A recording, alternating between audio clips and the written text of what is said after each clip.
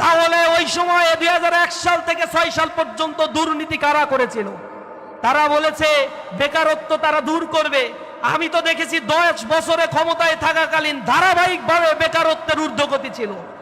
2001 সালে তারা জনগণকে ইশতেহারে ওয়াদা করেছিল বেকার ভাতা প্রদান করবে। তাদের সময় বেকারত্বের হার বিগত সময়ের চাইতে সবচেয়ে বেশি ছিল।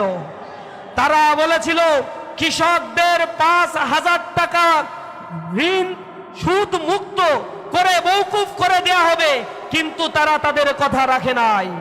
তারা বলেছিল ইপিজেড গঠন করে কর্মসংস্থান সৃষ্টি করবে, অথচ তারা সেই কাজ না করে বরং দেশকে দুর্ভিক্ষ পীড়িত একটি দেশে তারা পরিণত করেছিল। আবার তারা নতুন একটা কার্ড খেলা শুরু করছে।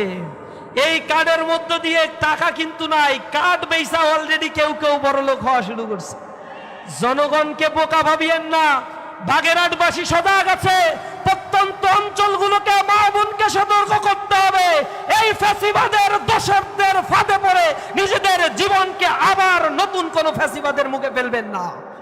তারা ক্ষমতায় আসার আগে এখন পর্যন্ত 217 জন হত্যা করেছে। নিজের নেতাকর্মী যাদের কাছে নিরাপদ নয়, দেশের নাগরিক তাদের কাছে কিভাবে নিরাপদ থাকতে পারে? বিগত সময়ে তারা এই দেশের শ্রম শক্তিকে কাজে লাগাতে ব্যর্থ হয়েছে। তারা যুবকদের কাজে লাগায় নাই, বরং যুব শক্তির মধ্যে বিভাজন সৃষ্টি করেছিল।